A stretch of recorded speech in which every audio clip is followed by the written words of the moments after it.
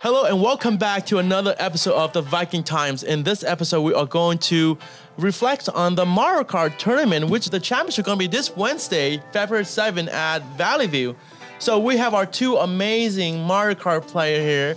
They participate in the tournament throughout the process, and we're going to talk about how fun the game is or how fun the tournament is.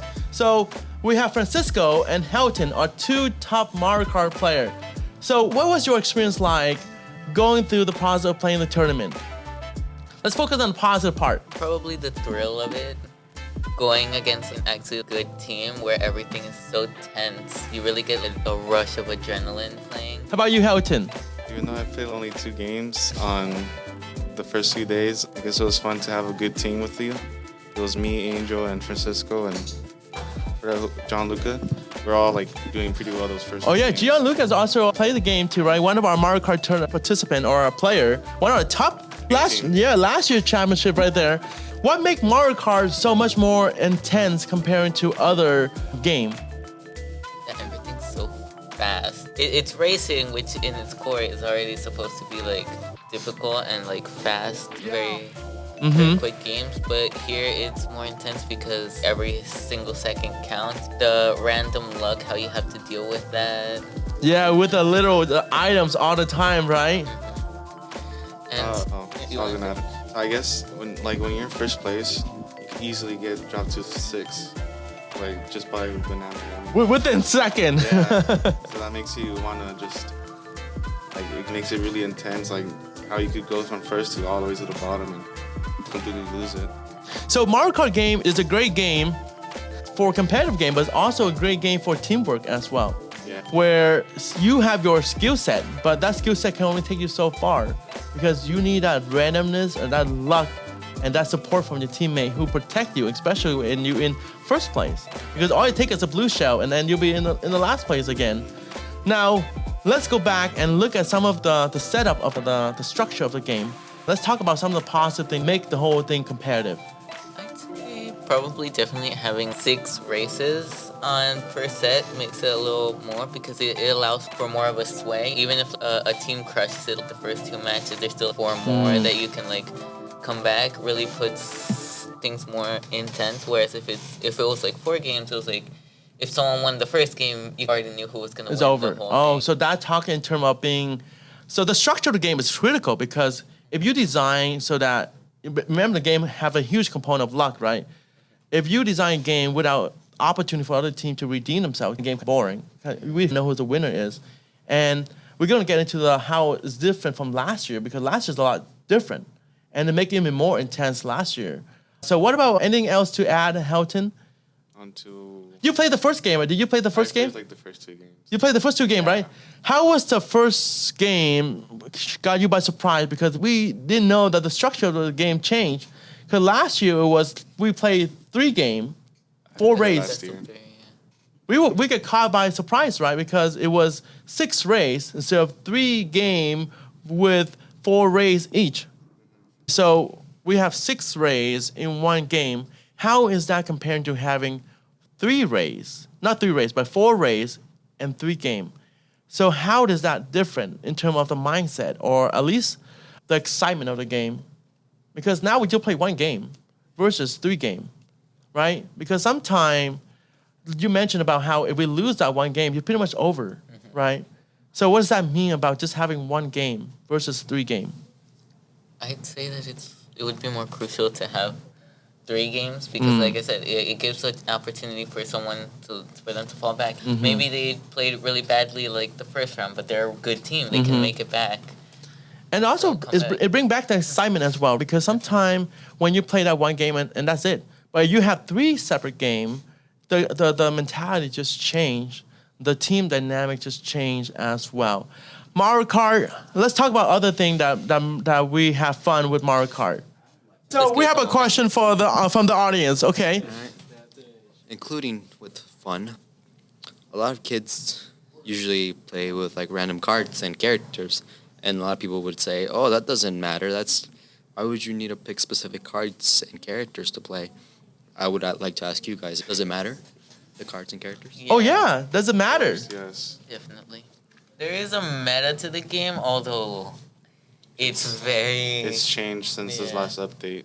It changes a lot and it's very out there. With Yeah, the new that's how DLC, competitive it completely changed everything, and I guess it made it better for everyone to have a diverse. Before the DLC, there'd be only Waluigi's and stuff, but now with the new DLC, anyone can use their favorite character, and they still have a fair chance of winning too. Oh, against the other really? cards, yeah.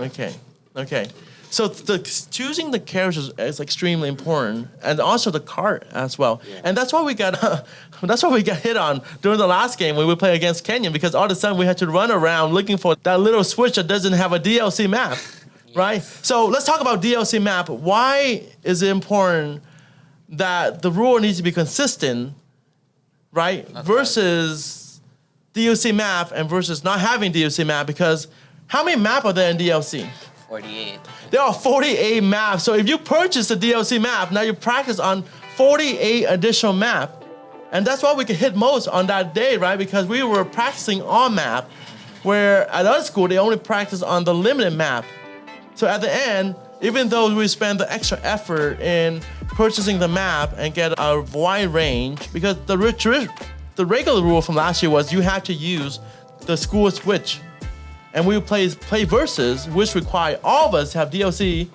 So when we play against our district this time, when we first play against Valley View, everybody using DLC map, nobody complained about anything, right? But when we play against Kenyan, that was brought up to us, and we were caught by surprise as well. We were oblivious. We didn't know about that rule. And the thing is, with DLC, so it's very important that the rules stay consistent across both things. If we're doing play versus and district, I think they should stay relatively the same to each other, because it changes a lot of things. So it was that the DLC, since there are 48 new maps, people with DLC have to practice 96 maps. 96 maps. And get used to all of them, so they can only get so good at them, right? Whereas if someone's more limited to only a 48, it's a lot easier to get used to. There's a lot less that you have to learn and remember. Everything. Yeah, and I think that's one of the main factors why we didn't make it to the second place this time, because we didn't know. We didn't know the structure of the game changed. But in the end, we have a lot of fun. And congratulations to Kenyan over there and Valley View over there for making to the top 2. But we see, that's the beauty about esports, that we see the in and out.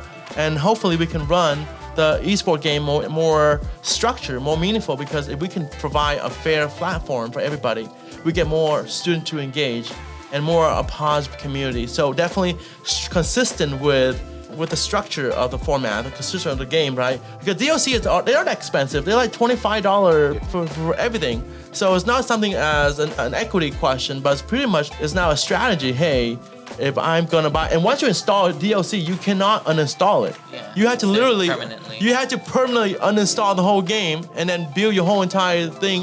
You have to reclaim your cart, everything over again. So that was a tough decision, but we were able to scramble and find our 2 Nintendo Switch.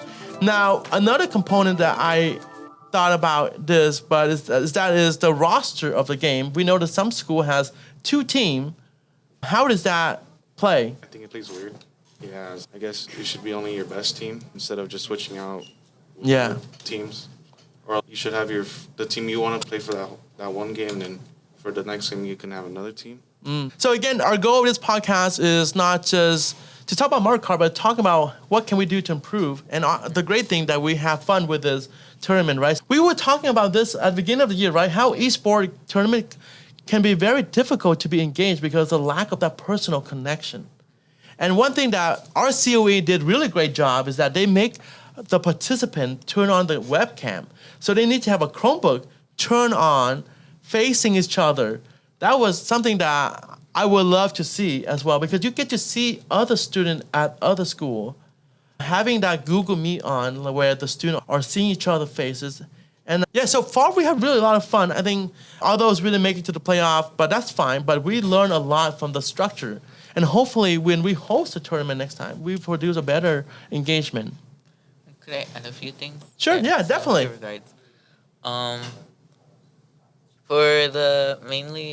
And I think that caught us off guard was like when there was like the whole like 2 games, like 3, so best of 3, right? And then going down to only one game. That was a bit confusing as well, because it doesn't give as much opportunity for the teams to come back. Yeah. But also, the thing that now I remember was that some of the things I do are like having the stages be random. It makes it so that no team really has an advantage when choosing. For games such as Smash Bros. Or other fighting games where there's a limited amount of like stages or tracks, right? Yeah. It's much easier to like ban and choose. But when you have 96 tracks, you can't really ban and choose. Yes. So I think having it just random makes it simplest, because if a team would be able to choose which track they played on, they would really just have to practice that singular track, and that's it. Yeah, exactly. And that's what make any sport fun, is that randomness, right? If you know the team is packed with a best player and they just gonna dominate the whole entire thing, it defeats the whole entire process of competing. It take away the fun of the competition. Why am I gonna watch something if I know this school is gonna win already? If I know the outcome's gonna be. That's what I love about it. Another component I wanna add in is that we should add more randomness to the game to make it more challenging. Because a big part of esports is that how do you get the audience to be involved in the competition? Because right now it's really passive. Like for example, like in an amazing sport, like not so much the traditional one, but the most modern one are driven by the spectator, driven by the audience. They want, if in boxing, I want this two fighters to fight, right? Not because this fighter, I'm gonna choose this fighter because I'm gonna win, but the audience say, hey, this should be a great match, right? This should be a great match. They should fight in this format. Or I wanna watch this sport because it's exciting, because of the randomness. Because you would never wanna watch anything if you know the winners already determined. It's pretty boring. So I would recommend, or in this case, adding that live component in terms of making esport not just behind the screen, but also in front of the screen so that they see each other, right? And then the live stream part would be more crucial. Hopefully that add in, but anything that you would like to add into our esport for the Mario Kart. So the question is, how can we get more audience involved in the tournament? How can we get them involved in showing up to the tournament or participate in watching other students playing the game? You So- guys could put around posters and flyers around the school. We tried that, but it's really hard. Yeah. If you have a social media, you can just promote it there. Gianluca mentioned about don't just so focus on the audience with the final tournament. The player? Tournament, not your audience. Okay. We'll take that into consideration. I'll let them know. But what else? What else can you do to involve more of the audience? How can we get more people to come out and watch for esport? Make a TikTok and promote it. Say it again? A TikTok. TikTok? Yeah. TikTok promo video? Okay. Oh, TikTok promo video? Your TikTok will blow up any day, or your TikTok can blow up, and then A lot of kids are always on yeah. Oh, okay. So what are some of the prizes that, if I'm a student, what are some of the prizes that's super valuable that I cannot buy that I would love to participate in? Because we don't want a prize that can be purchased, because if anybody can purchase a prize, what's the point of going if I could just buy it? A custom controller. Yeah. Controller? Custom. Custom controller? Custom made, yeah. Ah, interesting. So something customizable, right? Very personal. Something Yeah. personalized. Something Yeah. personalized. Remember, our district push a lot in terms of some district, they don't offer any prizes at all. Our district actually hosts an actual event, but in other districts, they don't even host any particular event at all. You know that? Our district spent a lot of effort Should be on, grateful then. yeah. To be honest, we do have a lot of limited funding through our district for prizes, but they actually end up getting a trophy for you guys and backpack. They actually went out and get a lot of, at least a backpack and a trophy, because a lot of districts, they don't offer anything at all. If you remember, we participate at RCE, we just get a little gift basket, right? For winning first place. We didn't get much either. Yeah, it was, The gift basket still had some good stuff, though. which one? Like, The- that's they- like Dude, at least something like that. what did they give you in a gift basket? They had a hat from MSI, one of the hats with Dragon logo, a headset. A hat? A headset, a keypad, like a mouse pad, a plushie, which I actually think is very. Oh, so you guys, so turn out the trophy is not what you guys really want. Too crazy or something. So you're telling me that you get one a trophy, you get one actual tangible item that you can use at home. Yeah.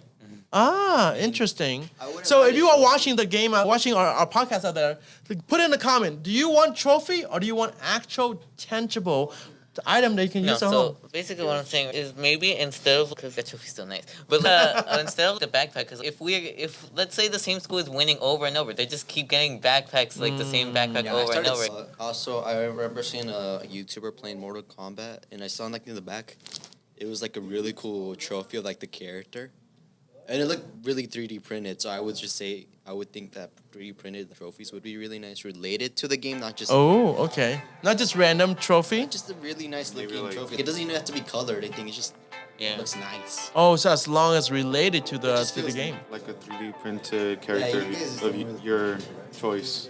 Ah. the one So you- does it like matter if you get does it matter if you get the prize later on, or does it I have to want be? it to be more special.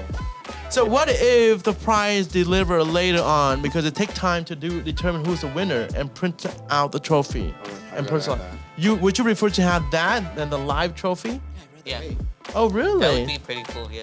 So what about a customized?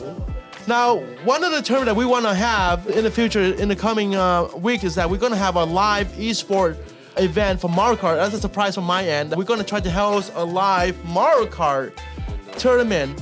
Here it's going to be, we're going to try to reach out to all the school in the Inland Empire. When I go to the RCOE Inland Network Connection, I want to invite them, hey, would you like to join us on this live esport Mario Kart?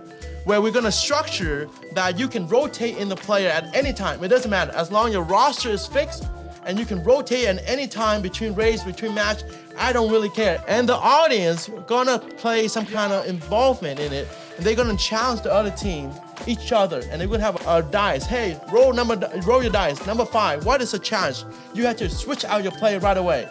All those things make it more of the audience, and the audience get a chance to win. But our prize is not gonna be a trophy, but our prize is gonna be a personalized jersey.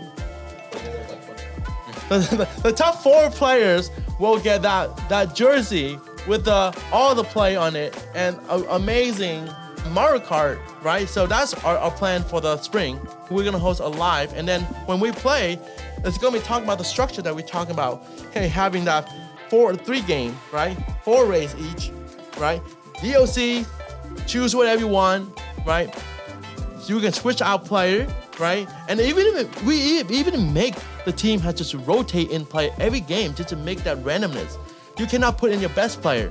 We could have a dice where if I roll number 5, Just picks a random. we get to switch in that out right away. So everybody in that tournament Has a chance of has a chance to play, because what we realize that sometimes the school just put the best player and the people in the bench will never get to play. Yeah. And that defeats the whole entire purpose of teamwork. But it makes sense if they want to win. the Yeah, tournament. but if we are going to grow a sport so that we being inclusive, we have to make sure that everybody got a chance to win. But at the same time, it forced the school to build a great team of the very best player, not just choosing the 4 player. The top 4 players. But we want to make sure hey, I want you to build out a team that has more than just 4 players, has 6 players. He kept Jesus in that team. Does that make sense? But you see how that works? Because if we just imagine a basketball game, just having, how many players in a basketball game? Yeah, so wait, I can relate this. Yeah, like John said, in one of our matches, you had one of our best players, Jesus. Our rule was like, if anyone that got 8th place got switched out, and you were like, and then he said, but I'm the best player, and then you tried to keep him in. Right, and then you changed my But mind. then, yeah, we switched him out, and we still ended up winning that Exactly. match. But you see how that worked? Because our goal is to build an inclusive team where everybody gets to participate and also make it fun, right? And that's the key part. People play sport like football, and only about 10% of them actually get a scholarship for football, or even any sport.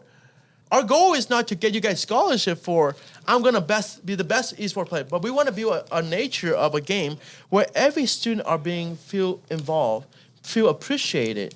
Because kid would never be in a team if they're gonna get benched all the time, right? Kind of just Why am I gonna show up if I'm just gonna get benched the whole entire thing? Does that make sense? Even though winning is important, but we have to create in a way that winning is important, but also create that inclusive environment where everybody feel like I am here, I can participate, I am part of a team, right? We need that personalized component into the game. So maybe in the future when we have a district tournament, the minimum requirement, you need to turn on your Chromebook so we know who you are playing against. Not just in Mario Kart, but in every sport, right? In Smash Bros, right? And make the rules so that includes all the players, not just about winning, not about picking the best player. You'd be surprised. One of the things that's most fun whenever we're playing is just talking with each other. Exactly. And then if you're just behind the screen and not able to see each other, it's just pretty boring sometimes, huh? We really categorize them as to just being like, oh, they're the opponents. So like Yeah. being like someone who we can actually like, oh, we play the same game. That's him Yeah, related. exactly. So- It's exactly not about texting. We play versus. Everything is like chat. Like it's so robotic, right? Because in the end, when you play a real sport, do you just go text behind the screen? Hey, I'm gonna wrestle you today, and we're gonna do right click. I do a left move, right move. No, but I think that's one thing that we need to consider next time when we host our live esport Mario Kart. Yeah, so we're gonna make the audience involved, and then making sure that we create a randomness so that everyone in the team is included in it. Yeah, So with your what's it called the tournament you want to host, it's more about engaging the whole exactly. everyone in here. Instead Because we know the reality is not about making you guys become the esport player in college. It was about building you as a well-rounded player, building that community, building that trust, building that relationship, building that social skill, building that career skill. And that's the heart of esport. And I guess sometimes we get lost because we want to win so much. We forget about the whole entire mission of esport. Join us this Wednesday, February 7th at Valley View, right? Our Mario Kart Championship Valley Views against Kenyon, and look forward to our live esport tournament. And we will see you next time on another amazing podcast.